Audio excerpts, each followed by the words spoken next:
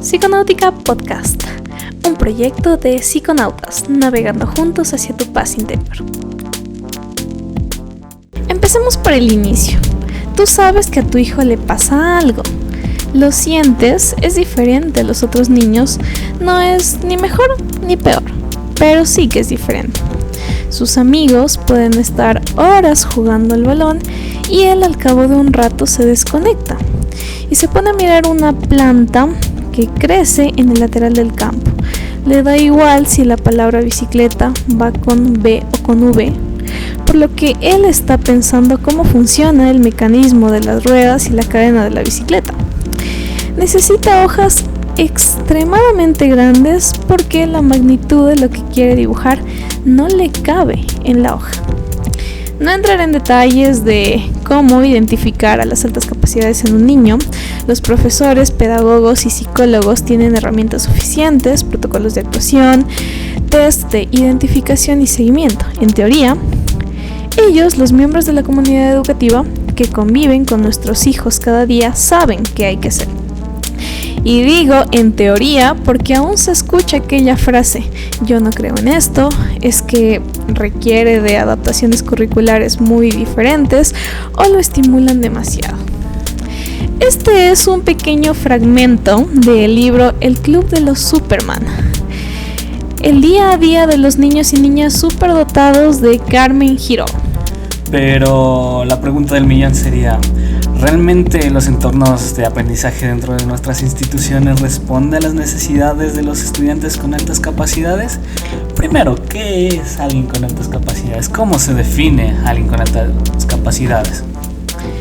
Bueno, primero vamos a ver exacto qué sería una persona con superdotación o alguien con alta capacidad intelectual. Bueno, según el Ministerio de Educación, en el instructivo de las altas capacidades, vemos que se refiere a un nivel elevado de competencia en determinadas áreas, es decir, se evidencian habilidades naturales sin necesidad de instrucción. Los niños, niñas y adolescentes con dotación superior presentan necesidades educativas específicas que requieren de una atención especializada, pues poseen altos niveles de desarrollo en áreas cognitivas, creativas, artísticas, amplio vocabulario, poder de observación, curiosidad en relación a su edad, capacidad excepcional de liderazgo, alta motivación e interés por temas trascendentales y complejos. Se destacan en asignaturas académicas específicas como deporte, creatividad, sensibilidad para el arte, originalidad, entre otros. Esto nos dice este instructivo y más o menos por aquí empieza, ¿no?, nuestro tema del día de hoy. Exactamente. También mandando un saludo a todas las personas que están caracterizadas como personas con altas capacidades, ya que el 14 de marzo pues se celebra el Día de las Altas Capacidades, siendo el objetivo de dicho día dar visibilidad a las necesidades personales, emocionales e intelectuales del alumnado con altas capacidades intelectuales en todas las etapas de su vida académica. Perfecto, les enviamos un saludo muy cordial desde aquí, Psiconautas, Consultorio Psicopedagógico Integral y Psiconáutica Podcast. Perfecto. Bueno, pues ¿qué te parece a ti el tema de hoy? ¿Qué me puedes decir acerca de tu experiencia, Boris, con las altas capacidades? ¿Alguna vez has tenido un caso, te ha tocado evidenciar en persona? Bueno, los casos que se puede llegar a presenciar de altas capacidades, especialmente aquí en el Ecuador, pues son una en un millón. ¿Por qué? Porque las altas capacidades de alguna u otra forma se camuflan con muchos otros tipos de, ya sea trastornos, ya sea condiciones, se camuflan. Y muchas veces el sistema educativo, no solo ecuatoriano, también pasa a nivel mundial, no le da la suficientemente importancia a estas personas, en especial a los niños que están empezando a descubrir sus altas capacidades. Bueno, a los padres también que empiezan a descubrir las altas capacidades de sus hijos. Se les llama superdotados como forma de generalizar, pero bueno, hay muchos tipos, ¿no?, de prismas que se puede evidenciar. Un caso puede ser las personas que son consideradas eminencias, ya que, por ejemplo, son personas que debido a su perseverancia, oportunidad, azar, suerte, etcétera, han producido una obra genial sin que el nivel intelectual sea el factor determinante. O muchas veces también escuchamos la palabra genio, ¿no? Uno recuerda pues a genios históricos como Nikola Tesla, Einstein. Entonces, una persona que es alguien, un genio, está dentro de la superdotación y su compromiso en la tarea logra una tarea genial. Hay una definición que se considera como genio científico, ¿no? Porque muchas veces estas altas capacidades son evidenciadas dentro del ámbito científico, cuando se las logra explotar adecuadamente. Esto depende un genio depende de cierto tipo de capacidad, rasgos de temperamento, personalidad, motivación, pero su concepto se define estrictamente en términos de los afectos de los productos creativos propios sobre la comunidad científica. Exacto. ¿Ibas a mencionar algo más? Sí, ¿a qué se refiere? Pues siempre un genio o los genios históricos que hemos conocido pues han tenido algo que han aportado no tanto a la comunidad científica sino también a la humanidad. Bueno, Einstein con la teoría de la relatividad, Nikola Tesla con la corriente alterna, y así puedo nombrar, bueno, no solo genios dentro de ese ámbito, ¿no? Por ejemplo, también hay genios dentro de la música como el guitarrista de Queen, Brian May. Talentos, pero también considerados genios. Exacto. Como Brian May, como Paganini. Entonces, hay un sinfín de amalgamas, ¿no? Entonces, te doy la palabra, Gaby. Perfecto, entonces ahora que ya tenemos una idea de qué es una persona con altas capacidades, como podemos ver dentro de la inteligencia hay distintas áreas, distintas cualidades donde la persona pues se destaca en algunas o se destaca en todas, o si no en una, que pueden ser, como ya lo mencionamos, los talentos, talento simple, talento múltiple, prodigio, etcétera. Entonces ahora sí vamos a topar el tema de lo que no es una persona con altas capacidades, ¿no? No es alguien que tiene que tener un CI determinado, ¿no? Anteriormente se conocía pues que las personas con altas capacidades tenían que tener un CI mínimo de 130, lo cual en algunos casos se cumple, en algunos casos no. Es muy determinista ese aspecto. Exacto. Además, pues tenemos como creencia que una persona con altas capacidades tiene que tener un rendimiento académico alto, lo cual no siempre es así, no coincide. Y más adelante vamos a tratar por qué. Ahora, ¿cómo podemos detectar a un niño que tiene altas capacidades desde la primera infancia, por ejemplo? ¿Qué me podrías decir?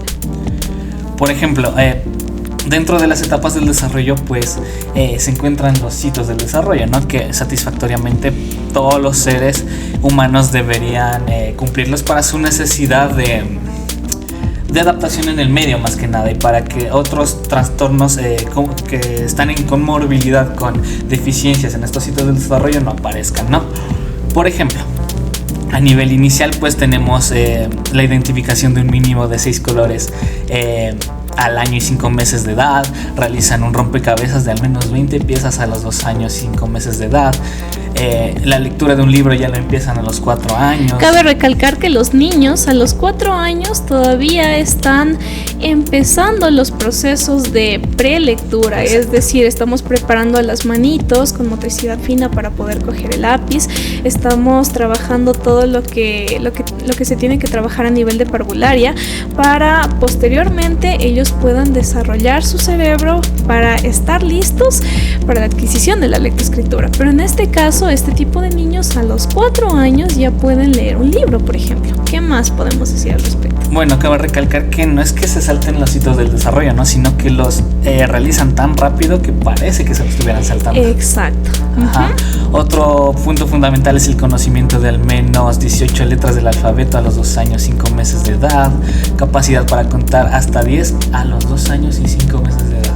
Miren, qué interesante, ¿no es cierto? Entonces, podemos decir que este tipo de niveles a nivel motriz, a nivel cognitivo, el gateo, por ejemplo, puede ser que ellos gateen menos, puede ser que caminen más rápido.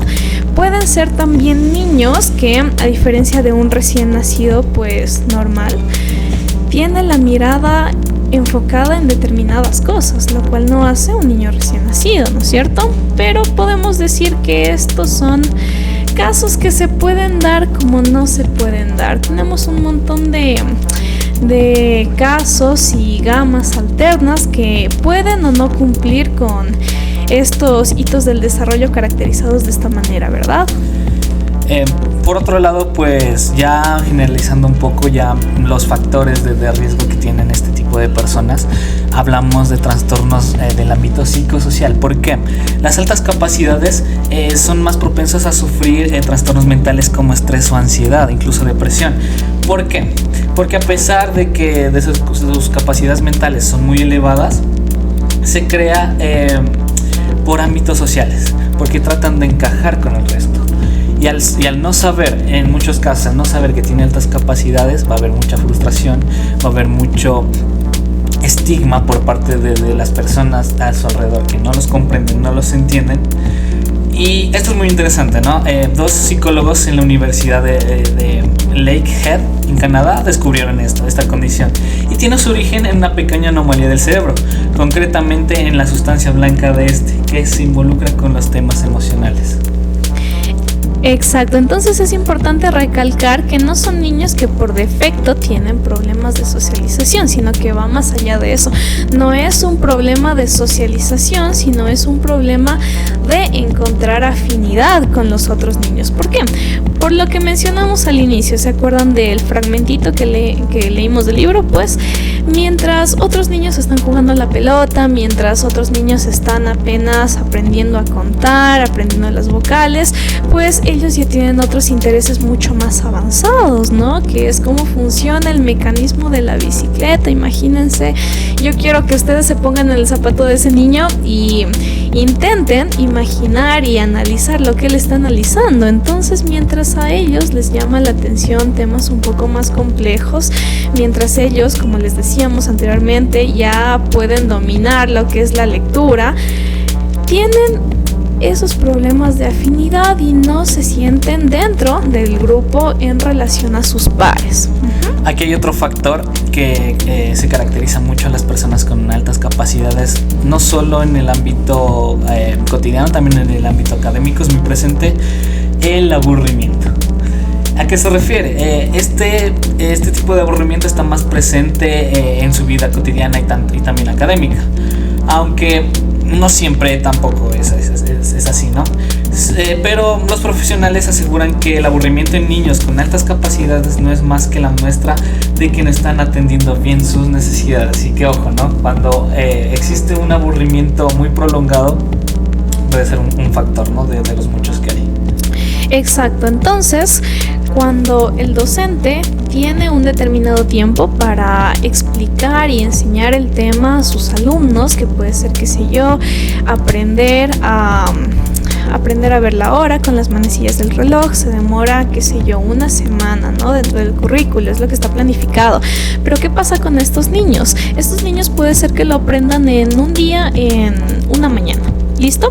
Entonces, mientras el profesor está constantemente toda la semana de forma repetitiva con el mismo tema, con los mismos ejercicios, pues ¿qué pasa? Ellos pierden el interés porque, como les mencionamos anteriormente, tienen una capacidad grande y una predisposición del aprendizaje, pero de temas que a ellos les llaman la atención. Les aburren pues las clases justamente por ello, porque es más de lo mismo, porque a lo mejor ellos quieren plantear formas diferentes de hacer una misma tarea y a lo mejor no es lo que el docente pide y por lo tanto pues pueden llegar a caer en bajo rendimiento académico, mientras ellos tienen el interés de estudiar, qué sé yo, las capitales de todos los países. O el mecanismo de alguna máquina. Exacto, puede ser los tipos de dinosaurios, los tipos de anfibios, si se interesan demasiado en estos temas. Entonces vemos ahí algo importante a tomar en cuenta. Entonces, con esto pues podemos abordar un poquito lo que es la educación, ¿no? ¿qué hacemos como docentes respecto a este tipo de problemáticas? Bueno, también hay otro factor dentro de la educación que es muy característico de los niños con altas capacidades, es que aprenden muy rápido y sobre todo aprenden por sí mismos. ¿A través de qué? De la exploración, la experimentación y la observación. Tuve un ejemplo hace tiempo cuando estudiaba. Un profe sí nos dijo una característica, digámoslo así, muy banal de los niños con altas capacidades, es que tienden a destruir sus juguetes para ver el mecanismo y funcionamiento de ellos. Exacto. Así que ese también es otro rasgo, ¿no? Si un niño está tratando de abrir, yo que sé, un cubo de Rubik, o tratando de abrir una radio de juguete, es porque le interesa ver más allá de lo que está observando. Exacto, más allá de su uso, quiere ver el funcionamiento, quiere ver las partes, su estructura, cómo es que cumple con su cometido, ¿verdad? Me parece muy interesante el dato. Bueno, entonces, ¿se aborda o no se aborda la complementariedad de los niños con altas capacidades con respecto a la educación? Bueno, pues nosotros desde nuestra experiencia podemos mencionar que en cuanto a lo que son las adaptaciones curriculares, siempre ha habido una dificultad de actuar dentro del docente. ¿Por qué lo menciono? Porque mientras el docente tiene que seguir con el currículo normal, es decir, con las actividades planificadas para la mayoría de niños, pues cuando tiene un alumno con necesidades educativas específicas, requiere de una planificación ya sea parcial o completamente diferente. Entonces, mientras el docente está dando clases, puede ser que el niño tome la batuta de la clase y empiece a querer dar la clase él. Ya, o puede ser que, como les mencionamos anteriormente, viendo que el tema es de forma repetitiva, él quiera pues adentrarse a otro tipo de conocimiento más complejo, lo cual no está dentro del currículo, o a lo mejor hacer actividades que tampoco están dentro del currículo. Entonces, ¿se aborda o no se aborda? Pues es una reflexión que yo quisiera que todos aquellos docentes que hayan estado con estudiantes con altas capacidades, pues lo internalicen y pensemos, ¿no? Si es que se está cumpliendo o no. Nosotros, aunque no lo aceptemos, todavía en nuestro sistema educativo se maneja un tipo de pedagogía parcialmente tradicional. Es decir, los niños estudian determinados contenidos de memoria y al otro día van a dar una lección. ¿Qué pasa después? Que estos contenidos únicamente se quedan como teóricos dentro de la memoria de trabajo, a corto plazo, y posteriormente no les sirve para aplicar en la vida diaria. Es decir, ¿cuál es el cometido del aprendizaje? El cometido del aprendizaje es que yo, como persona, quiera por así decirlo, aprender nuevas habilidades mediante la teoría para posteriormente generar un cambio de conducta en mí. Es decir, yo aprendo tal cosa, pero ¿dónde la voy a aplicar? Porque si es que no la aplico, eso no me va a servir después, ¿sí? Entonces hay que tomar en cuenta eso también, y cómo funciona nuestro sistema educativo, si es que es netamente teórico o si es que nosotros en realidad lo que les enseñamos a nuestros niños, niñas y adolescentes lo aplican en la vida diaria. Un aprendizaje significativo y liberador, como diría Freire. Exacto. Entonces, si nos ponemos a pensar, nuestro sistema educativo es todavía parcialmente tradicional. ¿Estará adecuado para las altas capacidades? Pues quiero que esto quede como reflexión, como les digo, para los docentes. Exacto. Otra cosa a considerar son las diferencias, ¿no?, entre lo que hablamos, altas capacidades, la superdotación, el talento. Bueno, ya hablamos que genios están dentro de la superdotación. Sin embargo, pues un genio de alguna forma sabe aprovechar las capacidades que él tiene, ¿no? Un superdotado que, aunque tenga las altas capacidades y no está motivado, no está apoyado ni por el sistema educativo ni por el sistema sociofamiliar, se va a quedar como una persona más del montón, digámoslo así.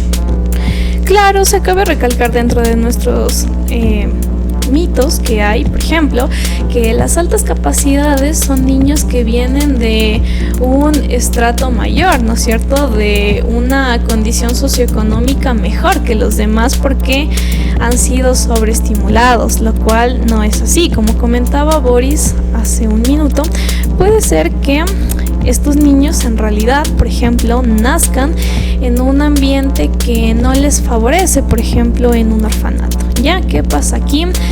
Que no va a ser detectado, no va a ser estimulado acorde a sus necesidades, por lo tanto, pues puede ser que simplemente no se potencialice y quede como cualquier otro estudiante. Incluso puede ser catalogado a posterior por un TDAH o un TEA o autismo, como se lo conoce. Trastornos del neurodesarrollo. Exacto, ¿por qué? Porque hay profesionales que ven que cumplen con determinados criterios y dan su diagnóstico, y a lo mejor porque ellos pues no fueron estimulados lo suficiente, no se les da el diagnóstico de altas capacidades. Puede ser ese el caso. Otro factor importante es que la biología sí es importante, sí, es cuestión innata, digámoslo, por una parte, pero más importante también es el contexto, tanto socio, familiar, el biopsicosocial, ¿no?, que se maneja dentro de la psicología. Otro estereotipo, pues, que ha salido también muy, muy común es que dicen que los niños o personas que tienen altas capacidades no tienen una, ¿cómo puede decirse?, un equilibrio entre el estado físico y el estado mental. Siempre piensan que son personas flacuchentas, débiles, porque supuestamente tienen desarrollado más la inteligencia. Hipotonía. Exacto. Es un mito. Cualquier persona que tenga todos los factores a su favor, tanto lo innato, lo biológico y lo contextual, puede llegar a ser una persona de altas capacidades que ha exprimido todas sus potencialidades. Y ese es otro factor, ¿no? Son personas que se centran mucho en temas muy específicos o de su interés. Cuando les entra interés por un tema, por una necesidad de aprender más de un tema, ellos se centran al 100%.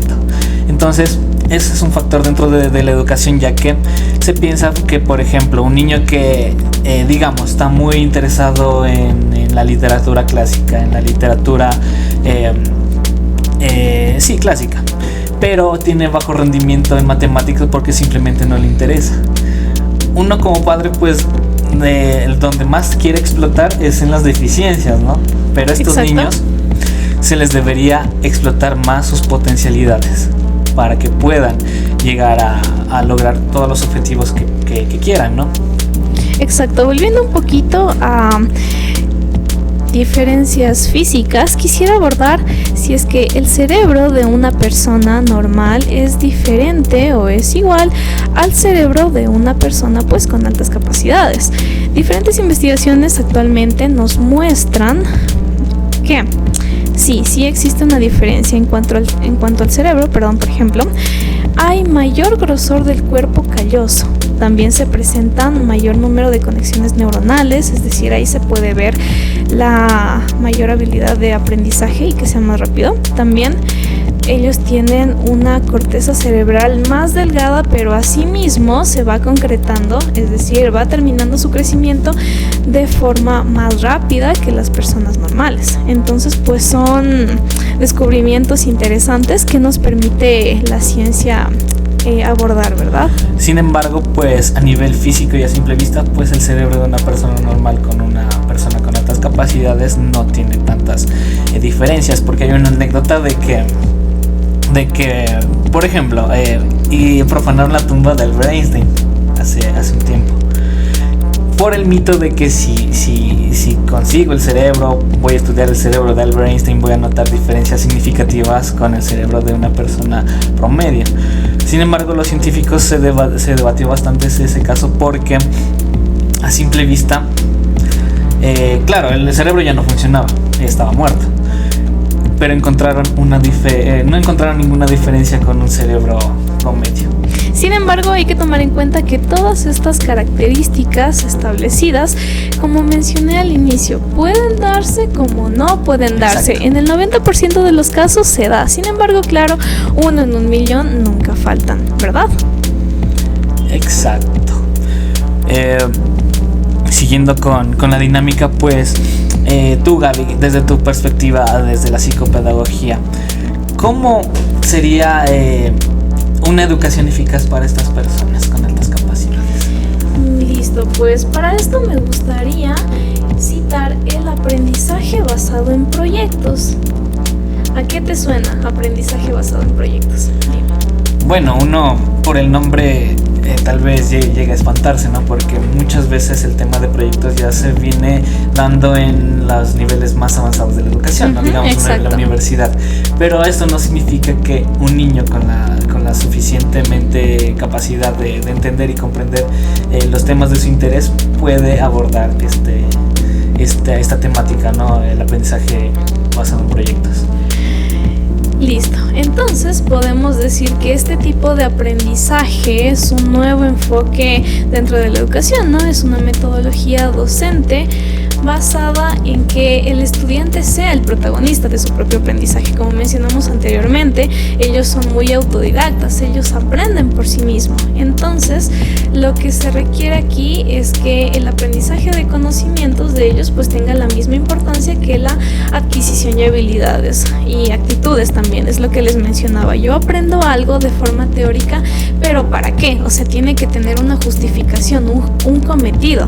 No basta simplemente con que yo me aprenda la tabla periódica hoy de memoria, mañana de una lección y después de un mes ya no lo aplique en nada y se me olvide. Ya, entonces este tipo de aprendizaje, como podemos ver, es para desarrollar y adquirir habilidades y actitudes. Además, es considerado una estrategia de aprendizaje en la cual el estudiante se le asigna un proyecto que debe desarrollar, ¿sí? Entonces, podemos decir que este tipo de aprendizaje nos sirve bastante para la vida, ¿sí? Es justamente la integración de diversas asignaturas, reforzando la visión en conjunto de los saberes humanos. También podemos decir que es organizar actividades en torno a un fin común definido por los intereses de los estudiantes y el compromiso adquirido por ellos. ¿Qué se requiere para ejecutar este tipo de aprendizaje basado en proyectos? Primero, detectar cuáles son los intereses del niño. Sí, entonces aquí ya nos vamos a salir un poquito del currículo tradicional, sino que cuáles son esos intereses que pueden ser similares a lo que se está abordando en clase y así poder plantear un proyecto de investigación, ¿verdad? Donde nosotros podamos investigar, indagar, donde nosotros podamos enseñarle al niño acerca de artículos de divulgación científica, acerca de libros, acerca de lo que es la propiedad intelectual, sobre temas de su interés. Pueden ser temas de la vida, como les estaba mencionando antes, el ejemplo de la bicicleta, es decir, a ver, vamos a aprender el mecanismo de la bicicleta. Para esto se necesita saber, qué sé yo, de física, de matemática, de cómo funciona un sistema en específico en cuanto a términos mecánicos. Entonces, todo eso nosotros vamos adquiriendo nuevos conocimientos mediante cosas que pasan dentro de nuestra vida. Entonces, para eso nosotros necesitamos seguir un proceso, ¿no es cierto? Y para eso, pues, el punto de partida es iniciar con un tema, ¿no? Iniciar con algo que nosotros ya sabemos, con la detección de una premisa en específico. O nosotros podemos plantear, qué sé yo, por ejemplo, puede ser algún tipo de afirmación, ¿no? Entonces, en base a esta afirmación vamos a determinar si es que es real o si es que es falsa, qué tan equivocados estamos de la realidad. Posteriormente, para ello vamos a formar equipos de trabajo, porque es importante que nuestros niños con altas capacidades, a pesar de las dificultades de socialización que tienen, pues aprendan a adaptarse a otros niños. Posteriormente, pues vamos a organizar y planificar cómo vamos a indagar esta información, cómo vamos a hacer este pequeño trabajo de investigación, y posteriormente nos vamos a la búsqueda y recopilación de información, donde vamos a revisar los objetivos, ¿no?, de la investigación, donde vamos a realizar cuál es la justificación, el por qué yo voy a investigar determinada cosa, donde yo también voy a analizar pues los datos, la búsqueda de la información, la recuperación de conocimientos previos antes, porque es súper importante determinar qué es lo que yo conozco y qué es lo que quiero conocer. ¿Para qué? Porque yo necesito una base para todo. El conocimiento no nace de la nada. Es decir, por ejemplo, si es que yo quiero aprender a factorar, yo necesito saber sumar, restar, multiplicar, dividir. Son bases, porque nada nace de la nada. ¿Perfecto? Entonces, una vez que nosotros ya definimos qué es lo que sabemos y a dónde queremos llegar, vamos al análisis y síntesis, es decir, puesta en común, partir la información que nosotros tenemos, vamos a estructurarla, vamos a contrastar ideas, vamos a debatir y así poco a poco se da la resolución, ¿no es cierto?, del problema que nosotros nos habíamos planteado junto a una toma de decisiones.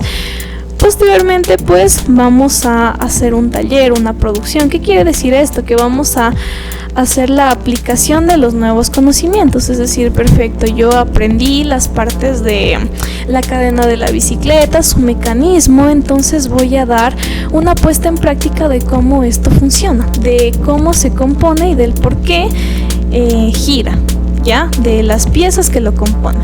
Todo esto pues acompañado de nuestro respaldo teórico. Ya, posteriormente pues yo voy a presentar el proyecto.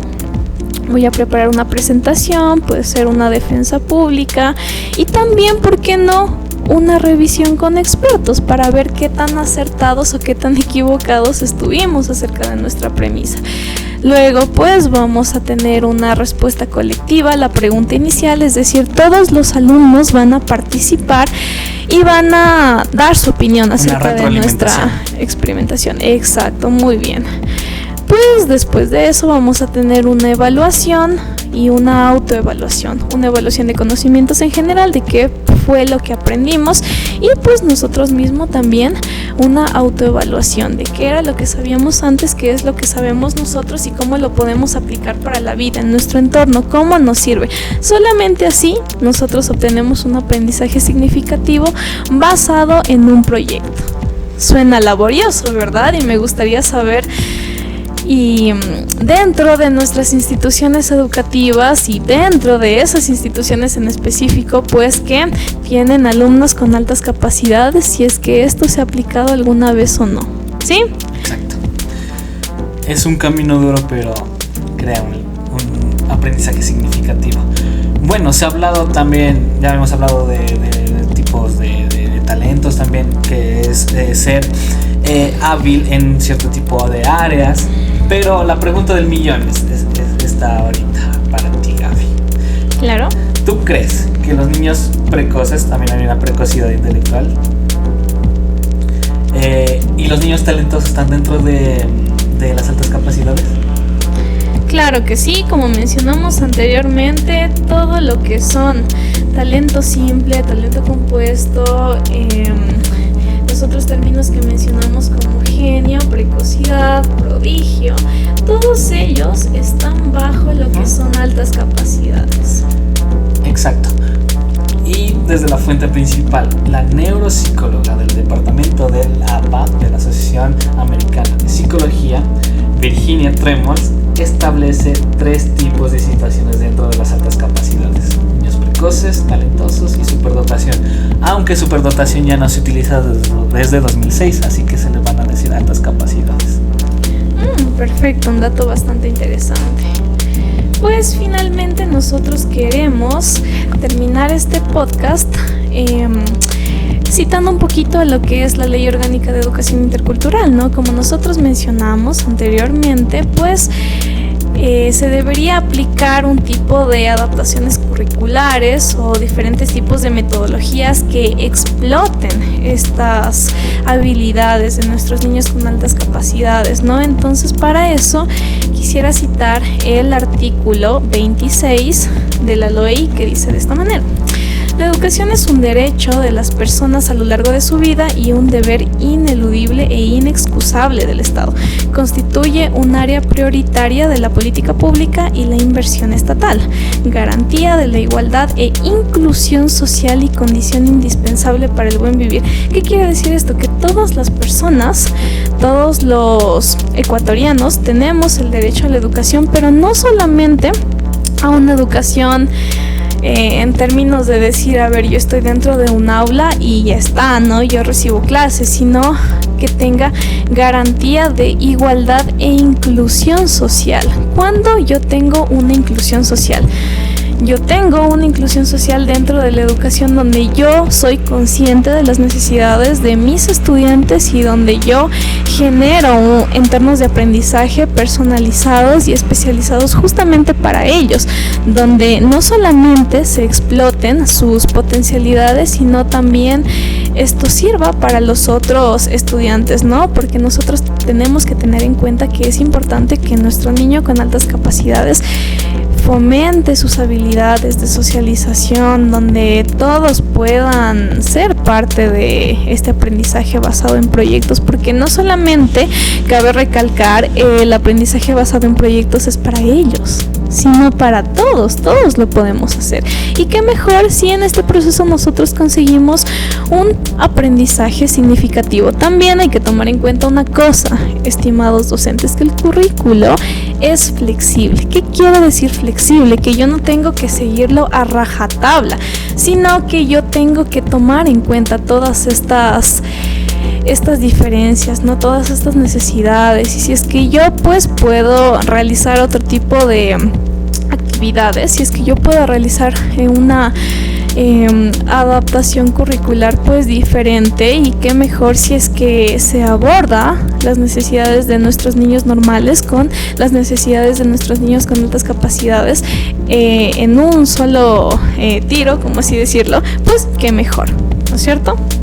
Es exacto. Entonces, finalizando este capítulo de este podcast, pues a reflexión, ¿no? Las altas capacidades, si no